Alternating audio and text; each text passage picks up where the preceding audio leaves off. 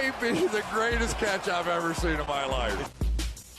All right, guys, I know I am annoying, but we are so close to 2,000 subscribers. We started this channel like a month ago, so I just want to give y'all a massive thank you. Yet again, this is going to be the last time I do it, so let's skip this and let's talk about Henry RUGGS, guys. Henry RUGGS is going to be a player that I may have to change my tune on. I'll say I was doing some research for this video. I had my thought that Henry RUGGS was going to be a buy low for us. And now I'm looking at him, and I don't know if I can advise that. Well, I'll say exactly what I'm going to be advising at the end of the video.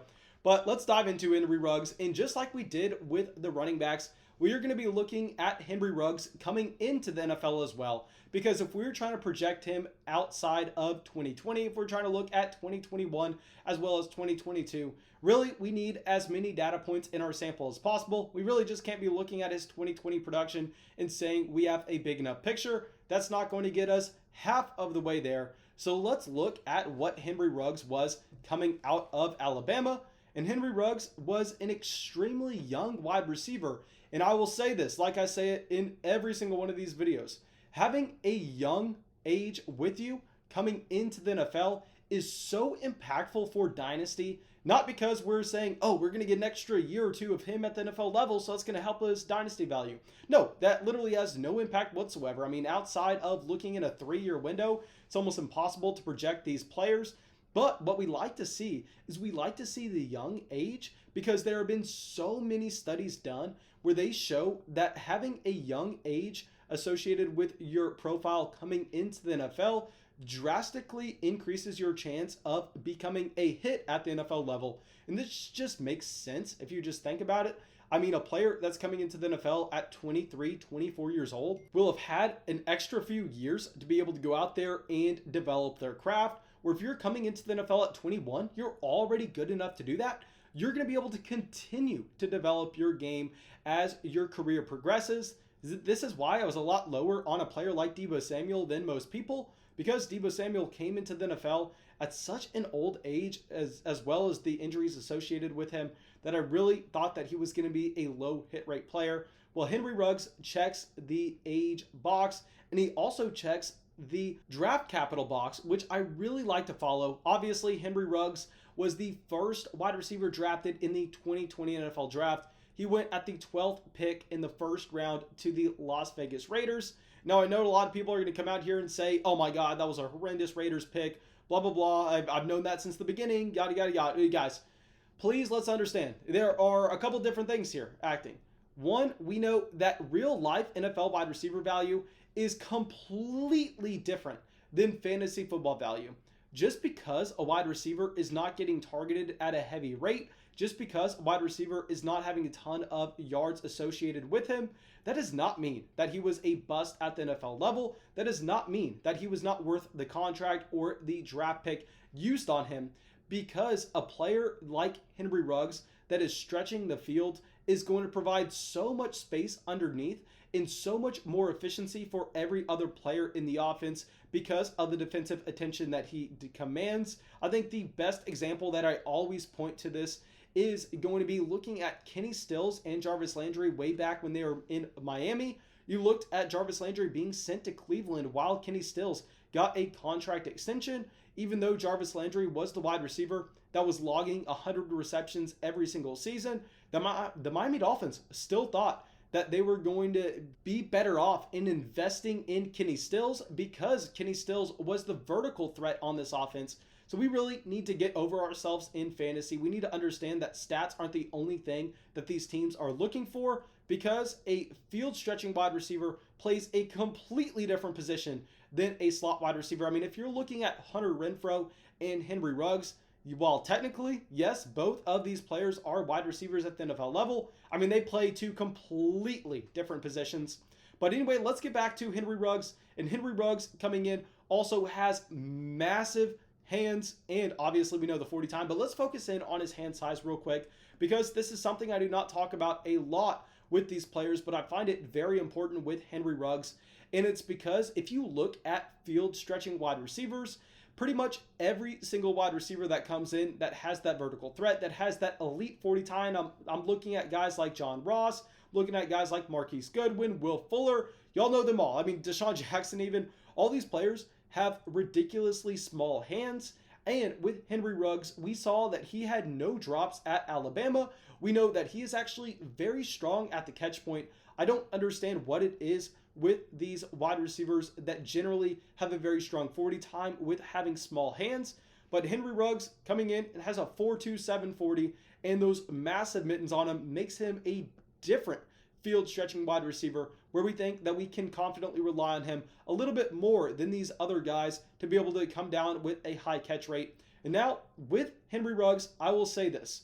Yes, the athleticism, yes, the profile looks really nice on paper, but what we like to actually see for wide receivers is we like to see the college stats. We like to see the college dominance where so at the running back position, I really just want to see athleticism. I want to see the profile of a 3-down running back. No, we need to see the production in college. And Henry Ruggs really did not get that. I mean, his freshman year at Alabama, he averaged 16 yards per game. His sophomore season, 53 yards per game. His true junior season, 62 yards per game. And I'll say this real quick with Henry Ruggs. I mean, guys, we have to understand the type of wide receiver talent that was at Alabama.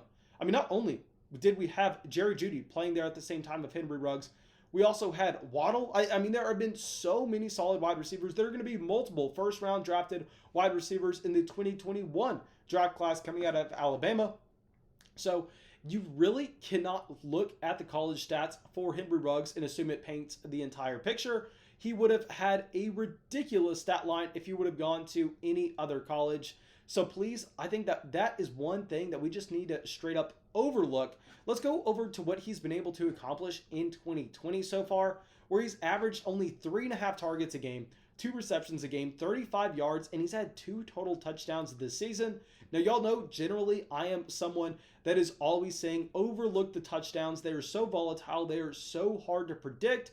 I really don't want to be making a mark of a player coming away with a ton of touchdowns or very few touchdowns, except if it's an outlier. And honestly, in the case of Henry Ruggs, I think that it is going to be an outlier where, yes, he had a ridiculous touchdown rate at Alabama, but that was mainly due to nobody else on the field being able to come close to catching up to him, where I think that at the NFL level, when we have players that are faster across the board, Henry Ruggs profiles to be someone that is not going to be seeing a ridiculous amount of touchdowns per season.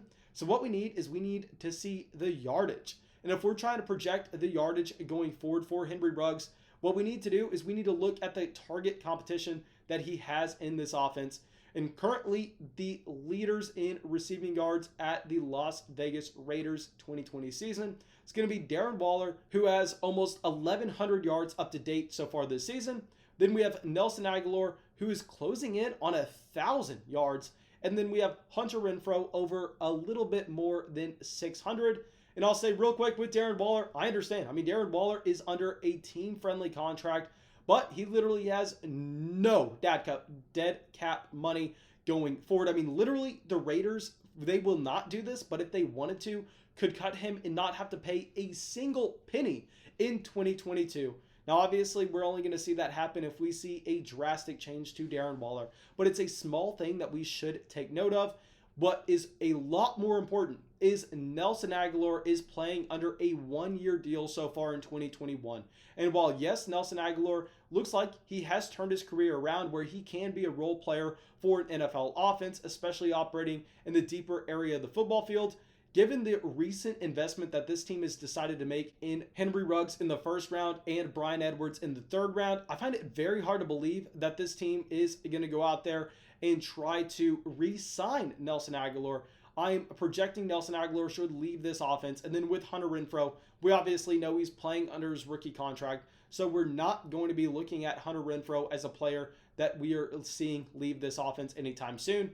But assuming that Nelson Aguilar is gone, if we just give Henry Ruggs, who should be sliding into that same deep threat role, half of Nelson Aguilar's production, including what he had this past season, we are going to see Henry Ruggs pick up an extra 28 yards per game, 2 receptions per game, and maybe a total of 4 touchdowns that season. So if we project that over to 2021, we should have Henry Ruggs averaging 63 yards a game off of 4 receptions and 6 total touchdowns. Now, I think this is an entirely reasonable stat line to project for Henry Ruggs. and this would put him at 14 points per game, and this would put him as a low-end wide receiver 2, more so a high-end wide receiver 3.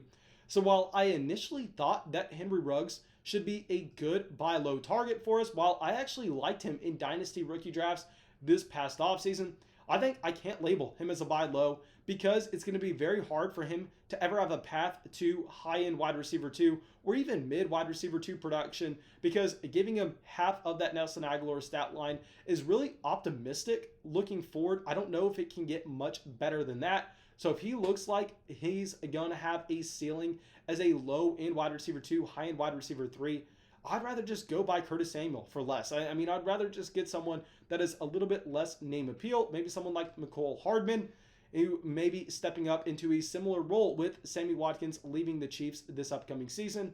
So I'll say with Henry Ruggs, I'm not looking to sell him off of my roster if I have him, but I initially thought he was going to be a buy low, and I don't think I can say so after doing the research for this video.